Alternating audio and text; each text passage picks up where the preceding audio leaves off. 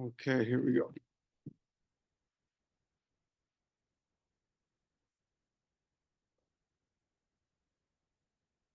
So we're 6 lines from the bottom of Kuf Yud Amud Aleph, 110a, continuing to find scriptural sources for the order of inheritances that we learned in our Mishnah.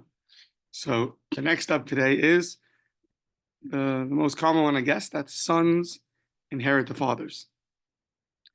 This all obviously always talking about, there was no will, the parents didn't specify, so if they do that, then definitely the rules would change. But a general case, Abanim Esav, sons inherit the father. How do I know? Minalan Diksiv, it says, Ish Kiyamus, a person's going to die, Uven Einlo, and he doesn't have a son, so it says he doesn't have a son, but Hayeshlo, if he would have a son, Ben Kodam. The full verse is that if he has no son, he gets passed over the father to the daughter.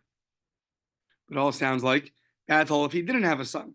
But if he did have a son, then the son would come first before the daughter. So now we're going to ask for a while about this exposition. Amar le Rav Papa Abaye, Ema, say the following. Maybe interpret the verse in the following way. Ika ben, if there's a son, Liris ben, then the son is going to inherit it. Ika bas, Tevis bas. If he has only a daughter, the daughter will inherit. Ika ben ubas, it's a very interesting suggestion. If there's both, so then lo hileris, velo hileris. Neither one should inherit. Now we're going to ask him this in a second, but we're trying to say is you're proving us a halacha from this verse. So you have to prove to me why you can't read the verse this way. As long as I could read the verse like this, and you have no proof for the way that you read it. So maybe that's what it means. Well, if you have a son, the son gets it. The daughter gets it. If you have both, the Torah doesn't say. Yeah. Okay. So the Ella, turning the page, the Ella, so it says, doesn't really make sense. The Elaman Learis, Atu Bar Kasha de Masaleris. Learis, who's going to inherit? Is the ruler of the city going to inherit this person? Meaning to say that you can't interpret the verse that way. So rather, he didn't mean, that's not what he really what he meant. What he meant to say was the following. Hachi kamina. Ika ben ubas. If you have both, v'lo liaris kule, v'lo liaris kule. If you have both, a son and a daughter, so then neither one will get the whole estate. Ella, ki hadadi liar. So rather, they're both going to get an equal share. So we're suggesting now that if you have the son inherits. If you have a daughter, the daughter inherits. If you have both, neither son nor daughter will inherit the whole thing. Rather, they'll split it equally. So that is what Rav Papa was trying to say. So Amrle Abaye, he says, "V'itshich krolash minon heichen delesle elachad bra liartinu lekulin chasei." You need a verse to tell me that there's only one child, there's only one son. The son's going to inherit the entire estate. You don't need a verse for that. So therefore, don't interpret the verse your way. Rather, interpret the verse that when there's a son, the son gets it. A daughter, the daughter gets it. When there's a son and a daughter, the son gets it. But the son's always going to take precedence over the daughter. So it says the Gemara, well, not so fast. The Dilma Hakam the Bas Nami Bas Yerushi. Maybe the verse is just telling us that a daughter is also a Bas Yerushi. Just that verse is just saying if there's no son, it gets transferred over to the daughter. Now I know the daughter can also inherit. Says the Gemara, but you don't need the verse for that. Hahu mi v'chol Bas Yerushi nachla nafka. We have another verse that says that every daughter v'chol Bas Yoreshes Nachla. She's going to inherit the portion Mimatos ben Israel from the tribes of Israel. So you know already that a daughter can inherit. So that's not what this verse is being used for. Okay. So first source is a man dies, has no son, but if he had a son, the son gets it over the daughter. That's the first source. Rav Acha bar Yaakov said, I have a different pasuk to learn out that a son is first in line in the inheritance. Rav Acha bar Yaakov Amar Mehacha. There was this person named Tzlafchad in the desert, in the Midbar. He had 5 daughters. He died with no children, and the daughters heard that that they might not get a portion of Eretz Yisrael, so they might not get a portion to inherit their father. So yeah, my father's name is going to be lost out in the inheritance of Eretz Yisrael. So they said, Lama Yigara Shem Avinu mitoich mishpachto. But that's only ki ein lo ben. He has no son. So why should my father's name not be remembered in terms of giving over his portion of Eretz Yisrael to the next generation? So, but the pasuk says they only had this claim. Why ki ein lo ben? Because he had no son. What would happen if Tzlafchad had a son? Time of ein lo ben. Hayesh lo ben ben kodem. The reason why this claim was a good claim is because he had no son. But if he would have a son, so then the son would come first. So it says the Gemara, hold on. The Dilma benos Tzlafchad hudika Amran. Maybe that all happened in the times of benos Tzlafchad, but when the Torah was given, the rules changed. The Dilma benos Tzlafchad hudika Amran hachi, but nitna Torah v'niskacha halacha. Maybe once the Torah was given, so then how do you know that? Basically, how do you know that if they didn't have a son, if he would have a son, the son would get it? Maybe that was all true in the time of the wilderness before we got the Torah. But maybe once we got the Torah, the rules are going to change. So you can't learn. Basically, you can't necessarily learn from the story of Tzlafchad that a son inherits, because you have to learn from what happened after we got the Torah. Because maybe when the Torah was given, then the rules would be different.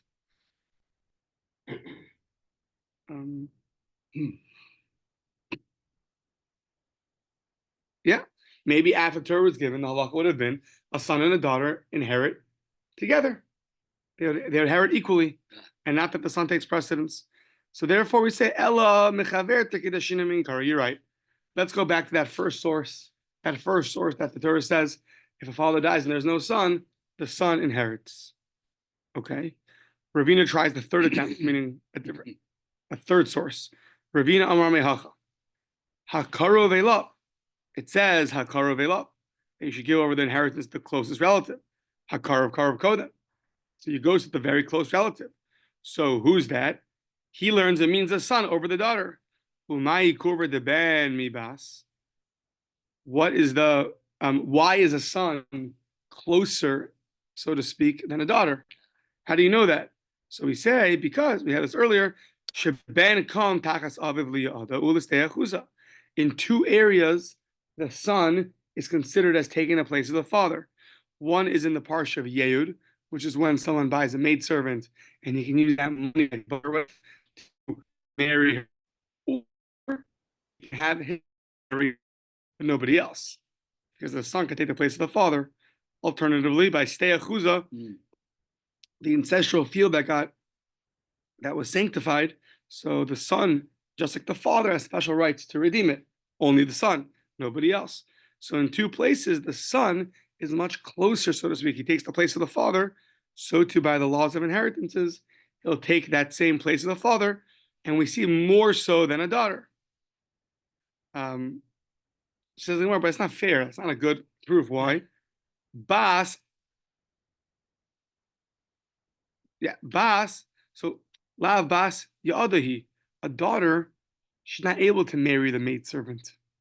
Meaning, when the father buys her, he can marry her, or the son can marry her. So the fact that the son can marry her, it doesn't show you that when you have both a son and a daughter, the son is closer. In that case, it happens to be that a son cannot marry her, that a daughter cannot marry her.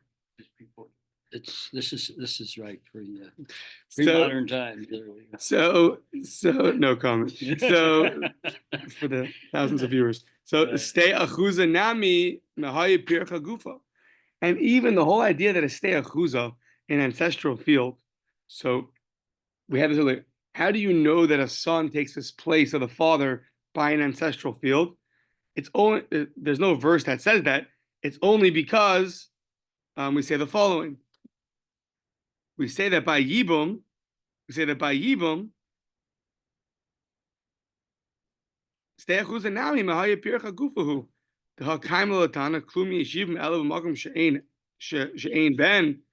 whole idea that stay achuza, the father takes the son takes, the son could redeem the field just like the father. Where do we learn that from? How do you know that? There's no verse that says that.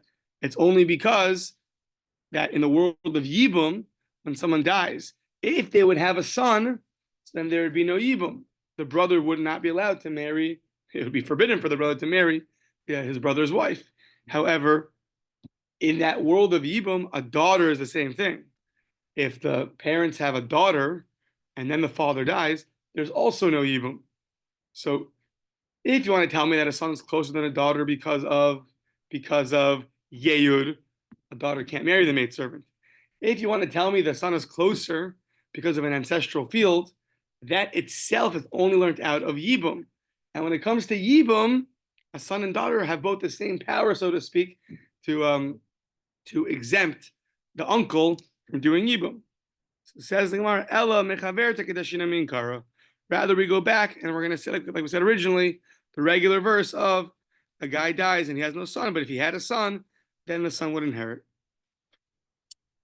Okay. Another source that a son inherits over the daughter. Viba is ema, an alternative answer, mehacha from here. It says when you buy a Evet Kanani, a Canaanite slave, does he get transferred over in inheritance or not? So the answer is he does. You could transfer over the Canaanite slave over to your children, but it doesn't say children. It says benechem, lebenechem acharechem, benechem velo benosechem. It's only to the sons and not to the daughters. Says the Gemara, hold on. You want to tell me that whenever it says benechem, children, sons, in the plural in the Torah, it means sons and not daughters? Elameyatev, if that's true, it says by the Shema from Parshat V'Eschanan, Leman Yirbu. If you're going to listen to Hashem's mitzvos, what's going to happen? Leman Yirbu Yemechem V'Yemei Benechem. You're going to have a long life, and your children will have a long life. So it's a blessing if we keep the Torah. Us and our children will have long lives.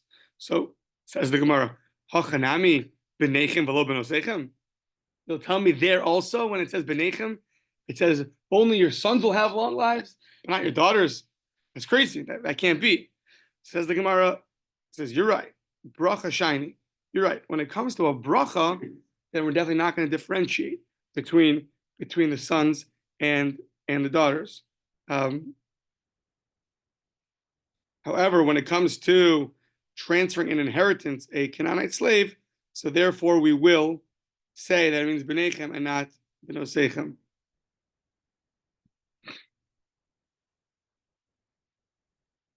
Yeah, the Rashbam speaks out, right? We have, what's the other word it could have used to tell you that your children will have a long life? Zera, Zarechem. So it could have said Leman Yirbu Zarechem, your children, multiple offsprings, right? Multiple genders, either the son or the daughter. Mm-hmm. Says the Rashbam, by a bracha, you don't need to do that. Because he says there's no bracha that's in half. A bracha is a full bracha. You can't do a bracha halfway. So therefore, it can say the word Benechem, and you'll know it refers to sons and daughters. Right? We say Bnei Yisrael, right? Yeah. So it's always translated as the children of Israel. Right. It's not translated as the sons of Israel, right? Because you're referring to things like that. It just in Hebrew in the plural, you can refer to a collective as Bnei Yisrael. It doesn't mean Bnei Yisrael, not Bnos Yisrael. Yeah. I mean, sometimes.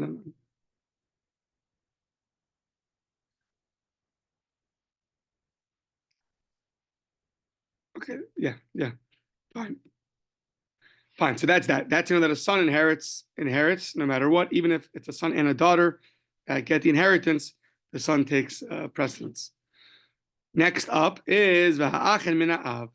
Paternal brothers can inherit, and not maternal brothers. Only paternal brothers. Minolan. Amarabba osya ach v'achma mibnei Yaakov. You learn one of the ways that we learn out halachas is from what's called a Gzeira Shava.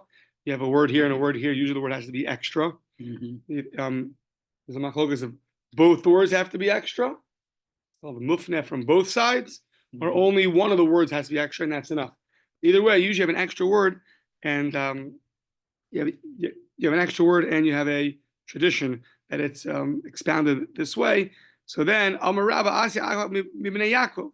It says the word Achva, brotherhood by Yaakov, and it says brotherhood over here. So Mala Holim min Av, Velo min Aim, Avkam min Av, Velo min Aim. Just like when they came to Yaakov Avinu, so it says over there in Bereshis Mem Beis, Shnei Masar Avnecha Achim Anachnu B'nei Ish Echad.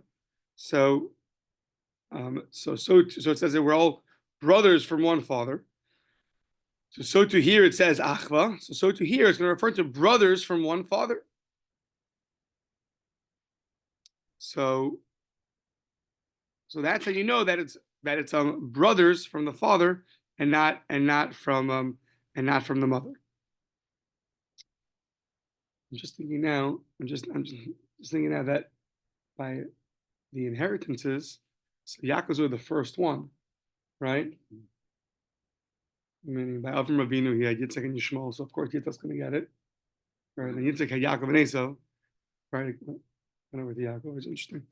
First time you have 12 Jews that need an inheritance would be by Yaakov. Oh, okay, yeah. So okay, just one or two. Right. You know what I'm saying? But they were all fully Jewish. I don't know. Okay, maybe Esau. Okay, I don't know. Fine. So says the Gemara, why do you have to use this? There's another verse. So Velamali mimishpachto v'yarishosa. You have another verse in Bamidbar that says from his family v'yarishosa, and then you can inherit her. So it says mishpachto ksiv. Mishpachto v'yarishosa ksiv. Mishpachas av kari mishpacha. The word mishpacha refers to the paternal family, not the maternal family. Mishpachas aim ain't a kari mishpacha. Said the Gemara, you're right. Ain't a chanami. From the word from this idea that mishpacha in the Torah is referring to a paternal family, not a maternal family. From there, you know that the brothers have to come from one father and not from one mother. But if that's true, so you're left with this Gzeira Shava from Yaakov, Achva. So what does that tell you? So it must be v'chi itmar de Rabba, that which Rabba said, that you learn a halacha of Achva from Yaakov, that's all the Inyan Yibum itmar.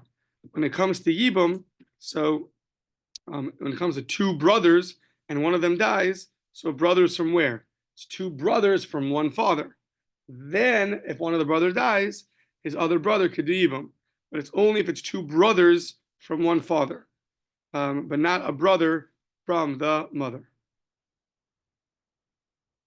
Okay. Yeah? Good. Okay. Va'ishas imo. A guy can inherit his mother. He can inherit his mother. Maybe, so who inherits the mother? The son or the daughter? Says the Gemara, Menani, Mili, how do I know that a son's going to inherit the mother?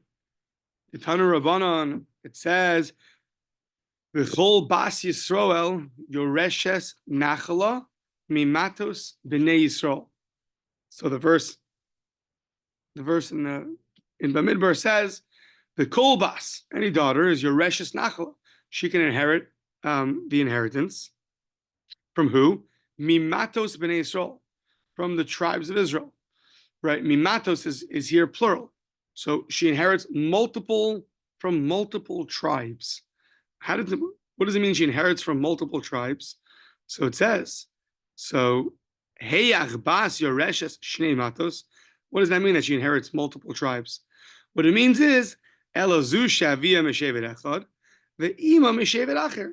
You have a daughter whose father comes from one tribe, I don't know, let's say the tribe of Reuven, and the mother's from the tribe of Issachar, right? Mm-hmm. So the daughter can inherit both from multiple tribes, meaning she could inherit the father, but she could also inherit the mother. So now, if the parents die, then she inherits them. So hold on. That's only that a daughter is going to inherit her mother. You see, the daughter can inherit her mother, even if the mother died. But it says a daughter can inherit from multiple tribes. Whether her father dies, she can inherit him. And what we need is when her mother dies, she can also inherit her mother. But that's only true of Ein Elabas. That's only true because that's only true by a daughter. How do you know that a son is going to inherit his mother? Doesn't say. So says the Gemara, right? We could also could have thought of this probably. What? Kal v'chomer. So I don't know what fancy way they translate Kal v'chomer is, but literally Kal means lenient and v'chomer means strict, right? Kal v'chomer. Basic idea is if in a lenient situation you'll find a stringency, so then in a stringent situation you shall for sure find that stringency, right? So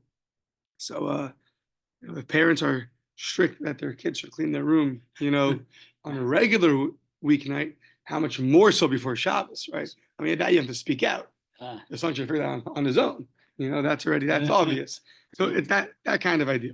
So Very good. so yeah, so okay, so says the Gemara, what's the Kal v'chomer? Well, hold on. You're teaching me that a daughter can inherit her mother, but let's go back to the basics of inheritances. So we know Uma Bas, just like a daughter. We know a daughter. Shehura Kocho. Hura from the word weakened a little bit. Her strength is weakened when it comes to Benichse Ha'av, right? When it comes to inheriting the father, what's going to happen if it's a daughter and a son? She's weakened her strength in comparison to her brother. The brother's going to inherit. So, but Yafet Kocho Benichse Ha'im. When it comes to the mother, she can inherit the mother. It says, the Torah says that she can inherit her. Okay, so that's all by a daughter. How do you extrapolate from there to a son? So that's going to be called Ben Sheyafa Kocho Benichseav, the son who's stronger when it comes to inheriting his father. Eino Din Sheyafa Kocho Benichseaim. Does it not make sense that just like a son who's stronger, so to speak, he has more of a right to the land when it comes to the father's land, more so than the daughter? For sure, he should be stronger when it comes to the mother, right? That would be a Kal v'chomer. If in the case of the father we see that a son, right, that a son takes precedence. So for sure over here also should take precedence. So says the Gemara, Umimakum Shabasa, from the place that you just came from, meaning from that derivation that we just spoke out. So just like over there the son comes before the daughter, so too when it comes to inheriting the mother, the son comes before the daughter.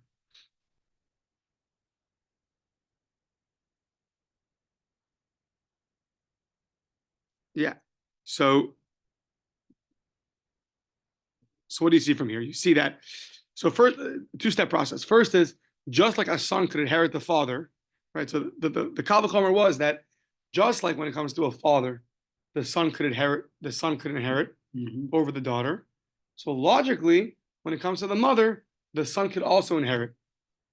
Okay, but maybe it's only if the son could inherit. How do you know that the son could inherit even?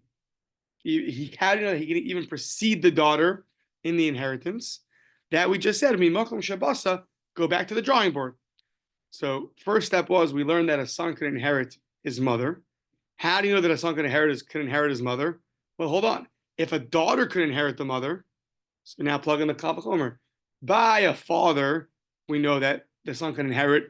So and in that place, the daughter is weaker, so to speak, than him, and yet a son could inherit. For sure, over here by the mother, the son should at least be able to inherit his mother. So says the Gemara, okay, but now plug it in. And where did you come from? The whole derivation that a son inherits the mother is from the fact that he can inherit the father. Now, in the case of him inheriting the father, it's not just he inherits, he takes precedence over the daughter. So too, when he inherits the mother, he should also take precedence over the mother. Sorry, over the daughter, yeah. He should inherit the mother and take precedence over the daughter. Yeah, good, thank you. So that is that first opinion, that yes, a daughter can inherit the mother, a son can inherit not through a verse, But through logical exposition, we know that a son could inherit the daughter. And then step two is once we know that he can inherit the daughter, he's not going to be weaker. Mother. What's wrong? Okay, yeah. The first step is that a son can inherit his mother. Thank you. And once we know that a son can inherit his mother, so now we're going to plug it in and say, well, why should he be weaker off when he's inheriting the mother than he is when he's inheriting the father? If the Torah gave him precedence when it came to inheriting his father, then the Torah should give him the same precedence when it comes to inheriting the mother. Because the whole place that we know, the whole source that we know a son inherits the mother is from the fact that a son inherits the father. So just like over there, he has precedence over the daughter, so too by inheriting the mother, he should take precedence over the daughter. That's the first opinion. The second opinion is Rabbi Yossi bar Yehuda, Rabbi Lezer bar Rabbi Yossi, Amru. They both said, Mishum Rabbi Zechariah ben Hakatzav. And this guy, he's going to cause us a lot of trouble coming up, a lot of stories about him. Rabbi Zechariah ben Hakatzav, he said the following, Echad ben ve'echad bas shavin ben nixein. He makes a split when it comes to inheriting the father, and the father dies and he leaves over a son and a daughter, then the son takes precedence. But if the mother died, then the son and daughter are equal. They don't take precedence, one over the other. By a mother, the son and daughter are equal. By a father, the son takes precedence. So my time, why make that split? It should be the same, both by the father and the mother. Says the Gemara, a very important concept. Dayo lobo min hadin lios kinidon. Literally, da means enough, like Dayenu by the Pesach, right? Dayo. How? What's this idea? When you have a Kal V'chomer, right? So you're always learning from point A, from place A to place B. Place A has some kind of scriptural verse or some kind of law that we know already. Place B, this area of halacha of Jewish law, we don't know what the law is. So you can learn through logic from point A to point B. But Dayo tells you that there is a limit on this. You can only be as strong as your teacher. You can't be stronger than your teacher. Okay. Right? So if you're learning from this place, so you can't now learn halacha that's going to be even stronger. So if you're learning that a son could inherit his mother, and you learn that from the fact that, well, look at the father. There, when you put a daughter and a son together, a son could inherit. So if a daughter could inherit by her mother, for sure a son should be able to inherit the mother. So where are we learning from? From the fact that the Torah said a daughter could inherit the mother, we now learn logically that a son could also inherit his mother. But you can't now, you're basically learning from the daughter. I see a daughter could inherit, so a son could also inherit. But you cannot say now, he says, oh, but now that you learn out from a daughter that a son could inherit, say that a son could be even better than a daughter. He should take precedence over her, because that's already, you're being stronger than your malamed, than your teacher. You're limited in this way of expounding verses. You're limited to be the same as the place you came from. That's the idea of dayo. Dayo lavo min hadin lihios kinido.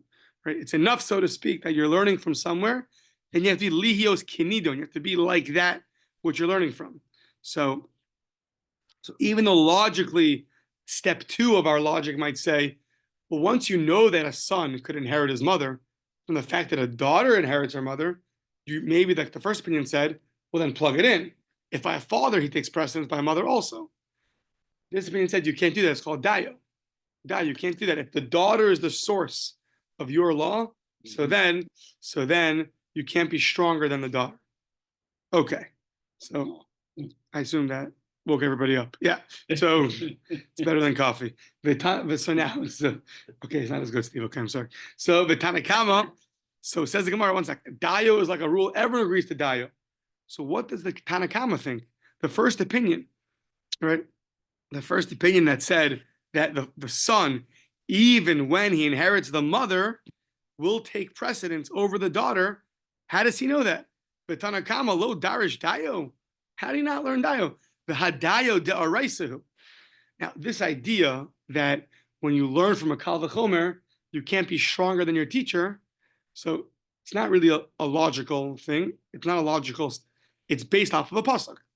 We're going to see that the Torah holds of Dayo. And therefore, we're going to use Dayo. I mean, logically, you would say, well, once you learn something out, so now look at the rest of the Torah and see how it fits in with the bigger picture. Like over here, a son has learned out that he can inherit his mother from the fact that a daughter can inherit the mother. But now look at the bigger picture and you'll see, well, if by a father, the Torah gave him precedence, so the Torah should give the same precedence by a mother. Why would you differentiate? But this idea of Dayo, but the Dayo is going to come that we see the Torah itself, so Hashem himself held of Dayo. And therefore, once we have Dayo in the Torah, therefore now it's going to limit all of our logical expositions. Fascinating place. Where do you see Dayo? So we know that Miriam spoke inappropriately about her brother Moshe, and therefore she got 7 days of she had to be away from everybody, solitude for 7 days, just like a Mitzorah. So says the Gemara, the Tanya. So the Tanya, Medin Kal V'chomer. We're learning this out that Dayo is going to limit a Kal V'chomer. The Rajan speaks out that these words, Medin Kal V'chomer, is part of a bigger brisa that was expounded over there, and now that brisa went to expound Kal V'chomer. What's Kal V'chomer? So, in expounding what a Kal V'chomer is, we're going to explain what Dayo is. So says the Gemara like this: Ketzad Vayomer Hashem el Moshe v'Aviyah. So Moshe wants Miriam to come back already. She's in solitude 7 days. So Hashem says it's a fascinating verse. Vayomer Hashem el Moshe. Hashem told Moshe, "V'Aviyah Yarek b'Faneha." So haloti kolim shivas yamim. Right? If a father would, so to speak, spit in front of her, in front of the daughter, that'd be very embarrassing. A father comes and spits in front of his own daughter. Would she not be embarrassed for at least 7 days? It's such an embarrassment to a daughter. The father spit in front of her. At least 7 days of embarrassment. Kal v'chomer l'shchina. So much more so if the Shechina was embarrassed, if God's presence, so to speak, was embarrassed. That's much more than a regular human being. So meaning not so much feelings wise, but the severity, right? If the father embarrasses the daughter, so then the daughter is very embarrassed. But if someone embarrasses, so to speak, the king, someone embarrasses Hashem, so to speak, so then Kal v'chomer l'shchina, it should be 14 days. For sure, if you're embarrassing the Shechina, it's interesting that we're referring to Miriam speaking inappropriately about Moshe. So it's an embarrassment to the Shechina that she should really get 14 days. 14 days of solitude. So why does she only get 7?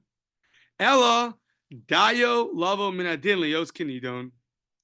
Because since if by a regular person a daughter would be embarrassed for 7 days, from there you see how strict embarrassment could be. Yeah, we'll take Hashem's word for it. So when you go and embarrass the Shechina, it should be at least double that. So why don't we give Miriam 14 days of solitude?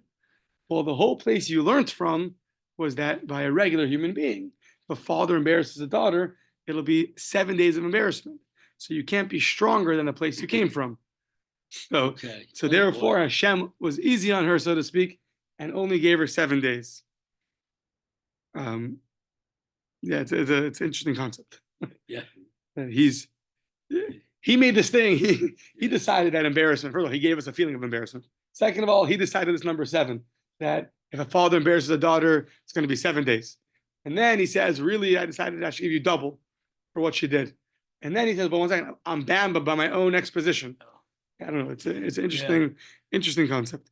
So, yes. So in general, Ba'alma Darish Dayo. In general, we do expound Dayo. We do say this idea of Dayo. So why does the first opinion in our brisa that says that a son, when it comes to inheriting a mother, a son takes precedence over the daughter, why doesn't that first opinion agree to Dayo? Why does he say that a son will take precedence over the daughter just like he does when he inherits his father? The shiny hacha, the Amar Kruk, as the verse says, mi matos. Makish mata ha'em lemata av. It says that pasuk that says that a daughter inherits the inheritance from the matos, which we said referred to multiple tribes. How does she inherit multiple tribes?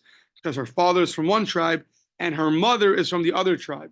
That was our source that a daughter inherits the mother.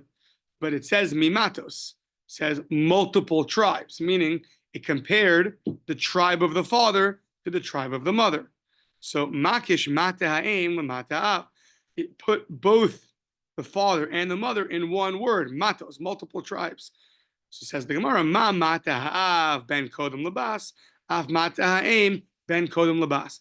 Just like by the mata, the tribe of the father, meaning the father were to die, the ben would take precedence, the son would take precedence over the daughter. So too, by if the mother dies, the mata ha'em, the tribe of the mother, if the mother dies, so too there the son takes precedence over the daughter, which basically means that you're right. I should have said dayo, and I should have said that a son does not take precedence over the daughter. However, I have another way of expounding called the hekish, where we see that in one word, matos, we compared the father and the mother, and in both of those, so we see that the Torah compares them, must be that their rules are the same, and therefore the son will take precedence over the daughter, even when he goes and inherits the mother. So now, this Zechariah ben HaKatzev. Zechariah ben HaKatzev was the one who said that a son and a daughter are equal when it comes to inheriting the mother. He was the second opinion in the Brisa. The first opinion said the rule is always a son takes precedence over the daughter. Zechariah ben HaKatzev said you can't, dayo. It's enough, dayo. It has to be that a son and a daughter are going to be equal when they inherit their mother. So now we're going to have a lot of people that try to act upon Zechariah ben HaKatzev, and I have no idea why, but they were so harsh on these people, as we're going to see right now. So this Rav Nitai Savar, he thought Lema'avid Uvda Krav Zechariah ben HaKatzev. He wanted in halacha to accord with the ruling and decide a halachic matter according to Zechariah ben HaKatzev, that a son and a daughter are equal. So Shmuel, Amrle Shmuel, who are you going like? Keman ki Zechariah? F.S. Zechariah. He's nothing. His ruling is nothing. So now another story. Rabbi Tavla Avad Uvda, he actually went and he accorded with Rabbi Zechariah ben HaKatzev. So Rav Nachman found out about this. Amrle Rav Nachman, my high, what in the world is going on? He said, Amrle, the Amr Rav Chinana Bar Shalma Mishmei de Rav Halacha Rabbi Zechariah ben HaKatzev. He said, what do you mean? Rabbi Chinana Bar Shalmia said in the name of Rav, the halacha is like Rabbi Zechariah ben HaKatzev. So he told him back, Amrle Zil Ahaderbach. He said, go back and retract your teaching. V'ilo, and if you're not going to retract them, mafkinan lach. I'm going to throw you out and put you into excommunication. Yeah, it's like amazing. Yeah.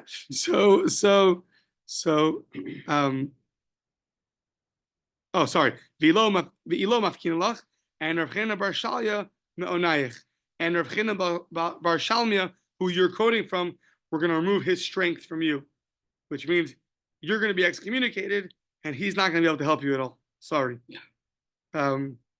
Yeah. So it's it's just interesting. You could have different rulings, but you don't say the guy's nothing, excommunicated by this halacha. All of a sudden, I don't know, I guess it was a very big controversy. I don't know what it is. But another story, Rav Huna bar Chia suffered lamamed over the Rabbi Zechariah ben HaKatzev. Rav Huna bar Chia wanted to do and paskin act like Zechariah ben HaKatzev. So, So Amrle Rav Nachman, my high. Oh, sorry. We just said that. No. So sorry. Amrle Rav Nachman, my high. What's going on over here? You're passing like Rav Zechariah ben HaKatzev. Why? You can't do that. Amrle, what do you mean? The Amar Rav Huna, Amar Rav. Rav Huna said in the name of Rav, halacha is like Rabbi Zechariah ben HaKatzev. The halacha is like Rabbi Zechariah ben HaKatzev. So Amrle, yeah, you're so positive about that? I'm going to send him a letter saying that you said that in his name. Yeah, we'll see if you really put your money where your mouth is, so to speak. Yeah? All of a sudden, Iksif. He got very embarrassed. Meaning he's starting to rethink himself. Ooh, okay, I'm not sure. I don't know. Don't let that get back to my teacher. I don't know if he really meant that. Maybe I didn't hear properly. I wasn't paying attention. don't do that. I'm embarrassed. So now he told him, 1 second, you said something, you quoted the name of your teacher.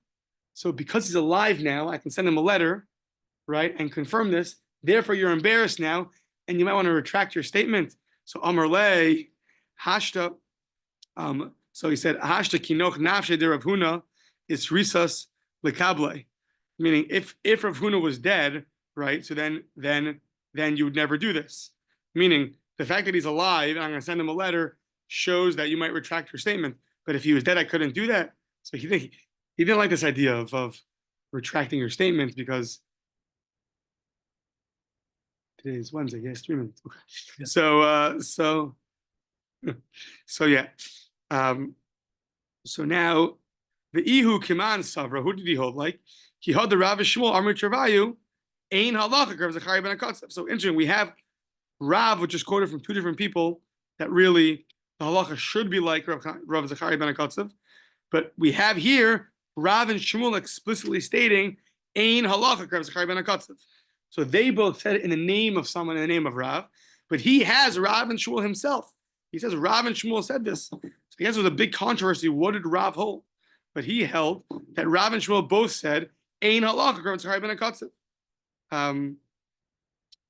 Yeah. So therefore, he didn't. He felt very strongly about this. Now, okay, we'll begin the story. We'll see how far we can get. Mistamech va'ozel Rabbi Yanai akasrei Rabbi Simlai. Rabbi Yanai was traveling on the shoulders of Rabbi Simlai, meaning he was leaning on his shoulders. So the Rabbi Simlai Shame, Rabbi Simlai, who was sounds like he was a servant.